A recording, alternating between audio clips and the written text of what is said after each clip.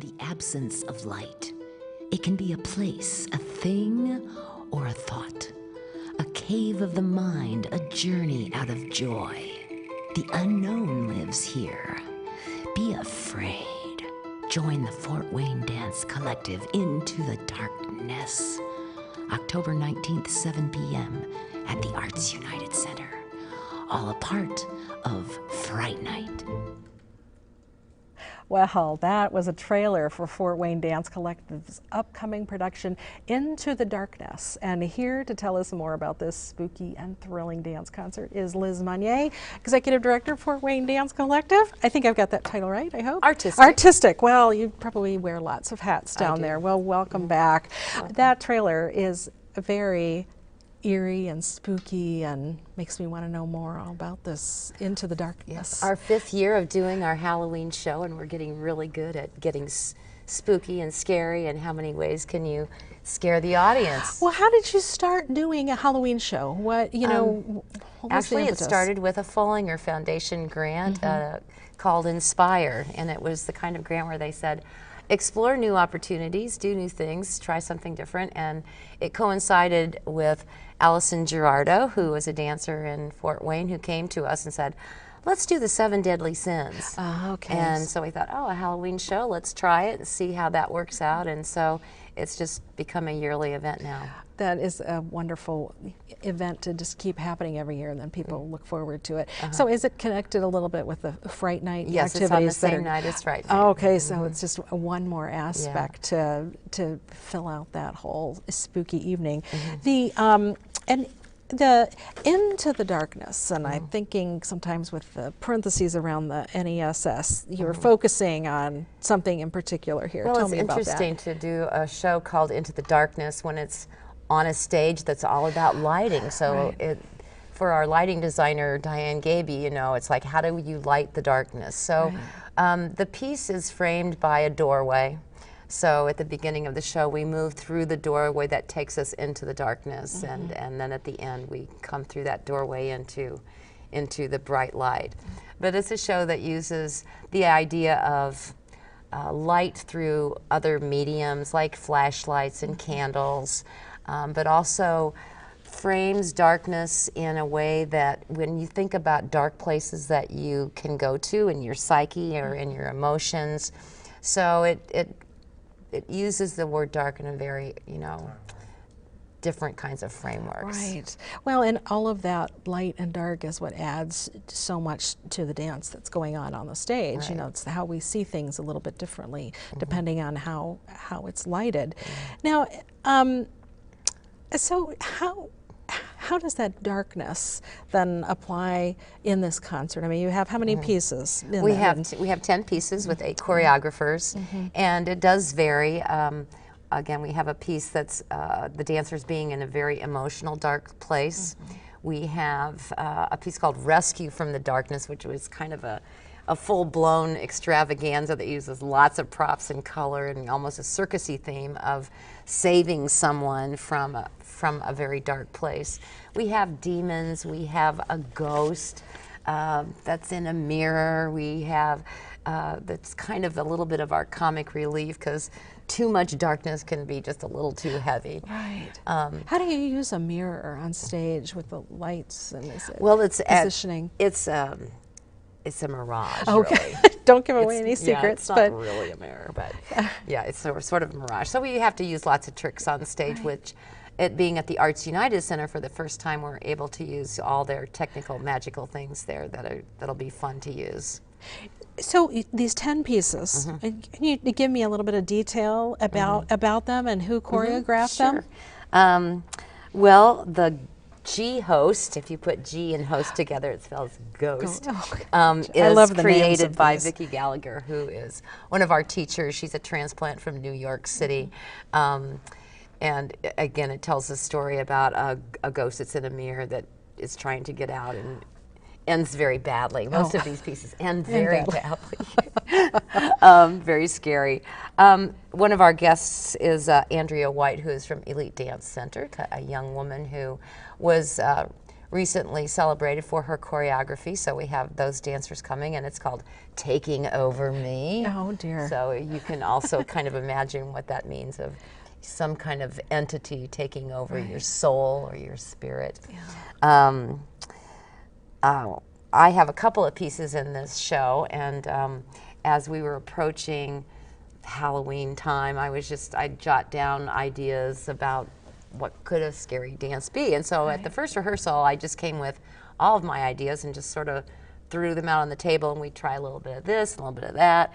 And as we were kind of cooking our choreography, I just about used everything that I threw out there in at least a little way. So Bridal Suite, for example, I've done a piece about brides before, and I felt like it was time again.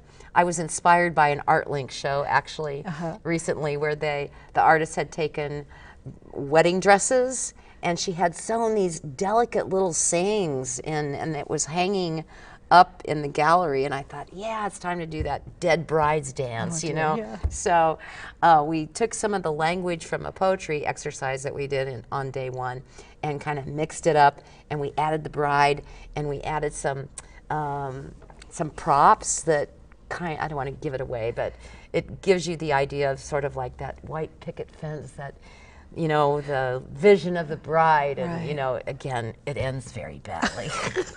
But that's an opportunity for us to use black light in our, you know, the haze or the fog machine, and make all kinds of interesting things happen. You were talking about this writing exercise, this poetry exercise. Tell me about what your dancers and, you know, were helping you with on this piece with that. That's interesting. Well, I just started with some images. I gave them each a list of 12 words and said, use these 12 words in a narrative. So they, you know, you just let your mind kind of pour over these 12 words and see how they come together. So after they gave them all, I said, oh, a little bit of this and a little bit of this. So then we just start, you know, layering, and we didn't even know it was going to be used for the bride's piece until many weeks later, but it seemed to fit together.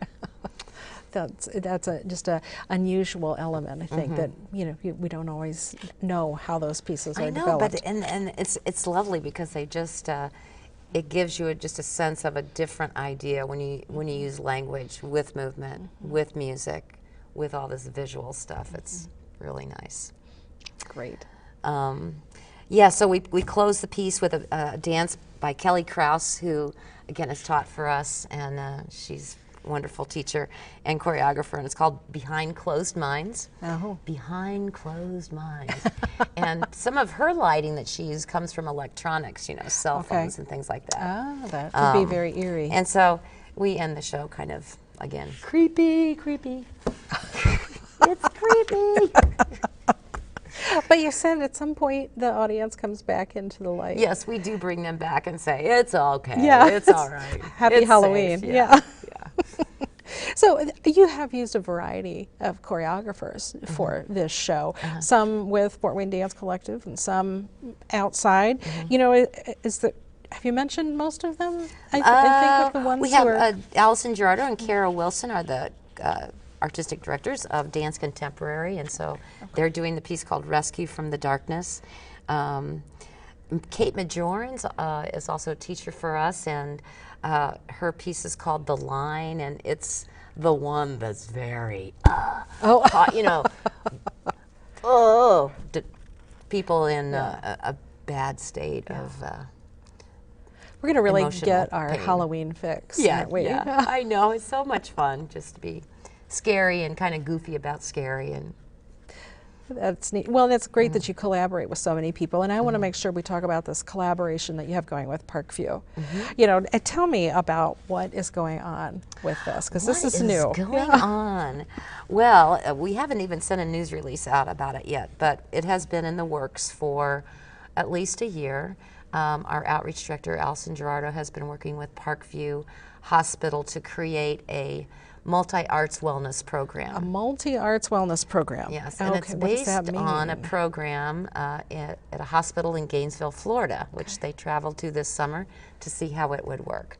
So it is actually for patients and for the caregivers, people that work at the hospital.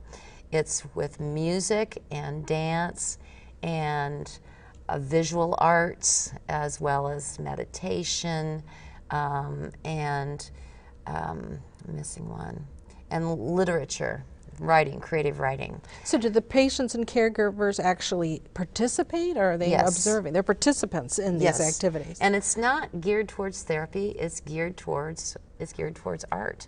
So a musician might go into a room and say, what song would you like to hear today? And play a song, or sing with someone, or someone will have a cart with arts, visual art, you know, paints and stuff, and say, we're going to draw today. Yeah. You know, so part of their wellness will be getting well, will incorporate their creative energy as well. And this is for all ages? Is it mostly children, or is it anybody who is? Ooh, I don't know. Oh, I so- don't know. See, I've been thinking it's for adults, Okay. but that it's just in its infant stages, Right. and it hasn't even started yet. But like in a month or so, it'll start. Well, that's very So, exciting. It is. And so will this be at the Parkview North? North, Okay, mhm. that is Yes. going to be. And it's just the beginning. It can grow and grow and grow. We're very excited about it. Now, you also do other collaboration with schools in the area. You have a Dance for Education program. Tell me right. about that. Well, I mean, we've been teaching in the school system since we began 35 years ago. Happy birthday. Yes, woo! 35th year, we're so excited. We've been at Weiser Park, for example, for a long time in magnet program, which grew to Southside High School now, and I believe it's its third year. We started at Memorial Park a year ago, and this year, through a grant from the National Endowment for the Arts and from some local funding sources as well, we're now at Wayne High School and Lakeside Middle School. That's wonderful. You've been able to expand that and really Just affect the keeps students. growing. Great. And well, it- congratulations on that. Yes. You know, remind me again about Into the Darkness and when and where. Into the Darkness is Saturday, October 19th at 7 p.m. Okay. at the Arts United Center.